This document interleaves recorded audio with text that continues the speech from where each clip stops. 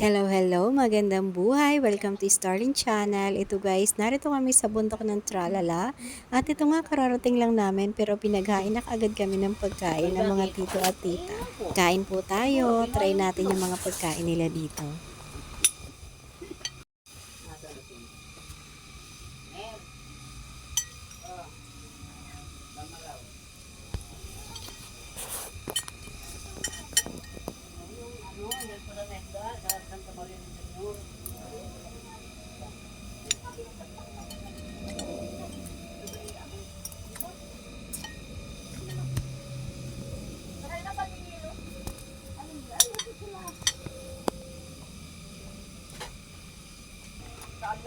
Sabi ko na huwag sana papasukin ng tubig na rin. Pero oh, magsawa ka.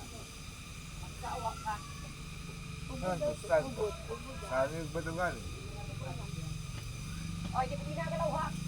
Hinawakan ko lang. Ubod ng ano to, saging? Ay, ano? Hindi makakapasok yan. Ubod ng ano? Yung. Pinagawa ni Mandong. Bakit talaga yun? Ay, may Matagata. kunti lang, titikman lang namin. Ang aming yung. Hindi pang gata. Masarap naman pala eh. Alin? Ito. Tara. Anong tawag dyan? Gulay ba yan o dessert? Alin? Ito. Gulay Huwag na. naman yan. Yan. Yan daw ang lubya na hubo. Kasi yung isang lubya may balot.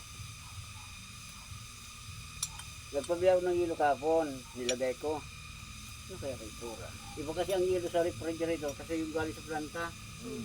Yung galing sa planta, ilagay mo sa timba, umaga mayroon na. Yan, wala. Tubig na lahat.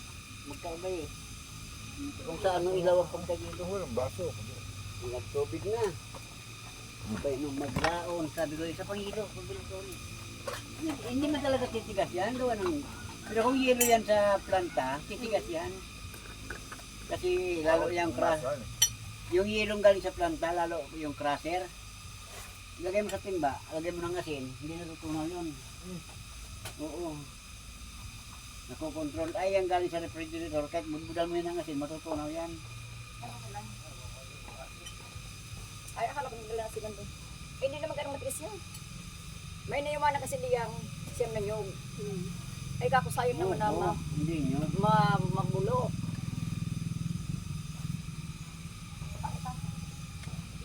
Tubig mo siya hindi na ulo na.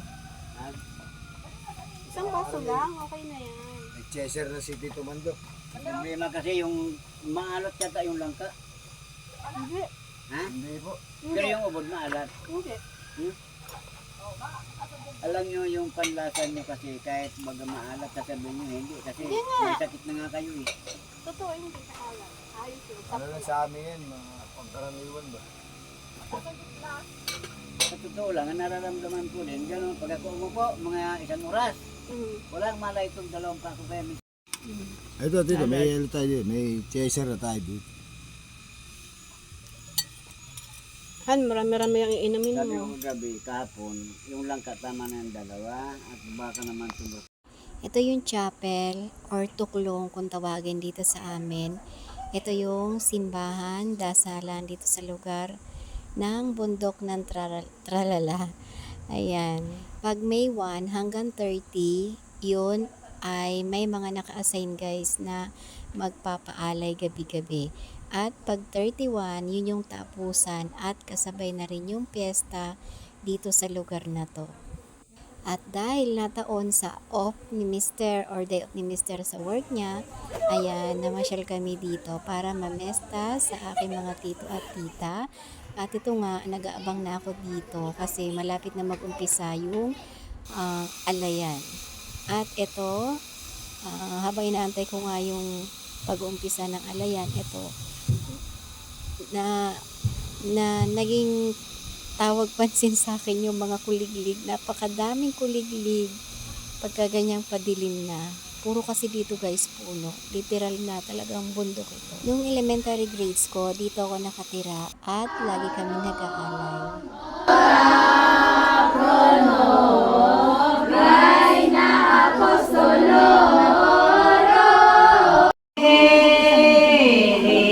Sa lahat ng iyong saring mata.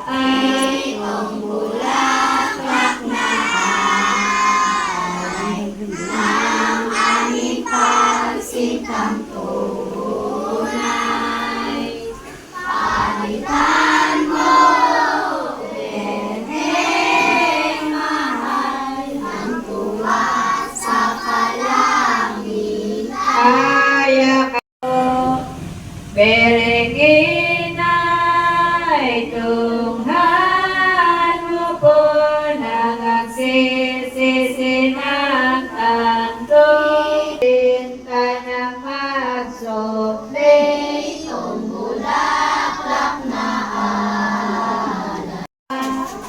at mabango kang sampagan ng di.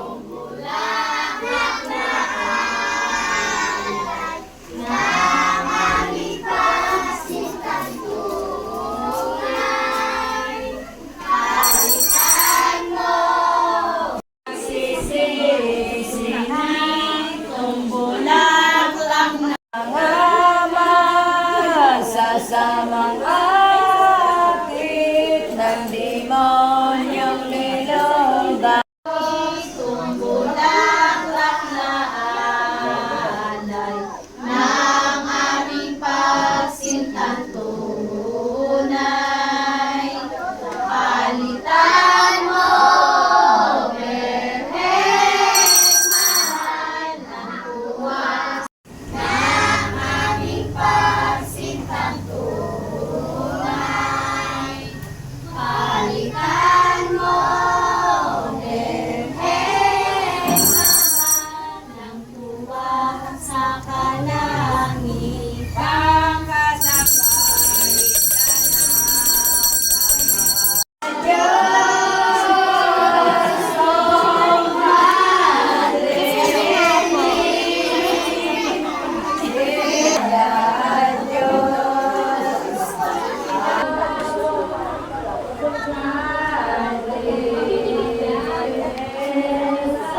At ayan na nga, bigla nang lumakas yung ulan, sinamahan pa ng malakas na hangin. Hindi ko tuloy alam kung kami ay makakauwi pa. Alas 8 na ng gabi ngayon at hindi ko nga sure kung makakauwi kami, guys.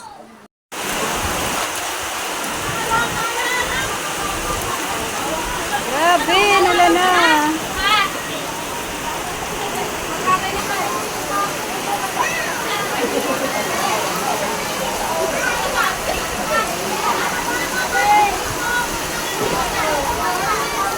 After ng alayan, kumain lang ulit kami ng hapunan at eto, nag-aantay na tumila na yung ulan para makauwi na kami. Ayan. Ito daw ng banaba, gamot daw sa, sa UTI. Tapos ito, tinan nyo naman guys, ang laki. Super ganda yan. Fresh from the tree. Tapos ito, papatingin ko sa mga bata. Ito yung tawag dito ay passion fruit. Ayan. Madalas kong kinakain to sa bundok na maliit pa ako. Ayan, may mga uwi ako. Ito galing sa Alay. Sa Pesta. Ayan, dahil Pesta nga yung pinuntahan namin. Kasi ayan, may salad. Wow. Thank you po sa blessing. At sa wakas, tumila rin yung ulan. Akala ko hindi na kayo makakauwi. Thank you Lord sa paggabay sa amin. At ayan, narito na kami sa bahay. Maraming salamat sa nag-experience ngayong araw na to. Ayan, maraming salamat din sa panonood nyo guys. Again, thank you for watching. God bless us all and always remember, commit your work to the Lord and He will crown your effort with success. Thank you. Keep safe everyone. Bye.